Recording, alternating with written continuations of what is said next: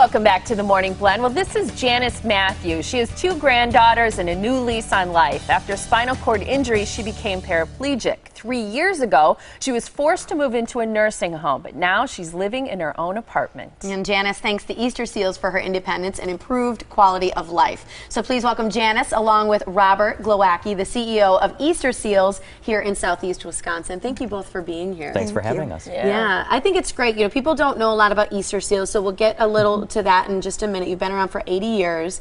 But let's talk to you, Janice, a little bit first about your situation. How did you come to be paraplegic and exactly how Easter Seals really helped you? Well, I had lived with scoliosis or curvature of the spine since my teenage years, and I had numerous surgeries to try to correct it, but by the time I was in my mid-30s, I had become a paraplegic.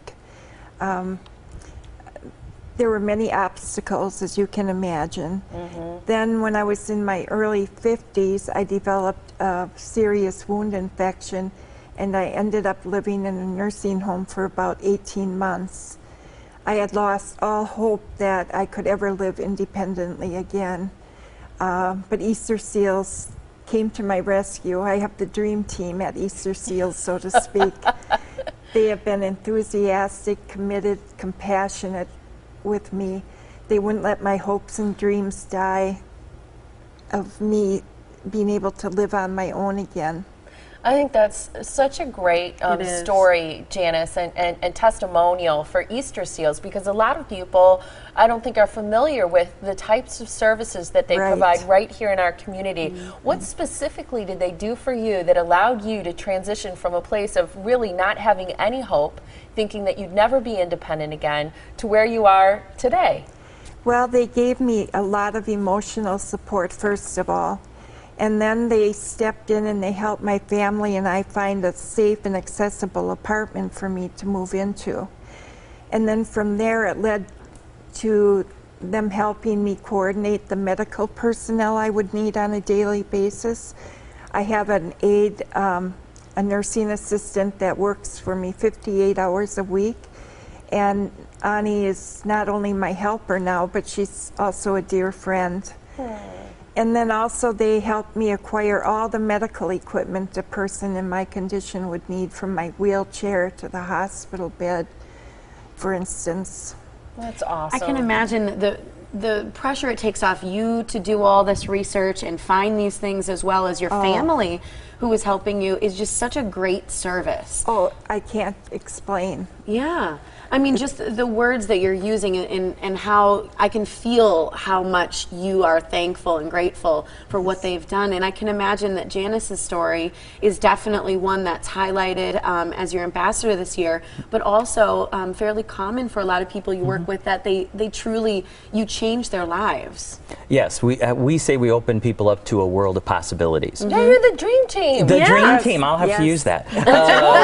When it comes down to it, it's really letting people, like Janice, I mean, we help Janice, but really Janice is the driver. If she didn't want independence, if she didn't want out of that nursing home, we couldn't have helped her. And it also comes with support. These are funds that also Medicaid and Family Care provide in our state, that says people with disabilities deserve an equal opportunity to live in our community. And we're just glad to be part of that and to have Janice's story to really tell everybody in the community out there that there is hope, there's opportunities, and that we shouldn't maybe segregate a portion of our community in nursing homes or institutions, that they do have great opportunities and they want more. Well, we have some great pictures that illustrate what kinds of services are out there. Everything from workforce training, which I would think is key for people trying to either make a change or get into the workforce, to have an income. You have adult daycare day programs. You have a kids summer program for children to take part in the summer, because I think every kid benefits from being able to go to camp.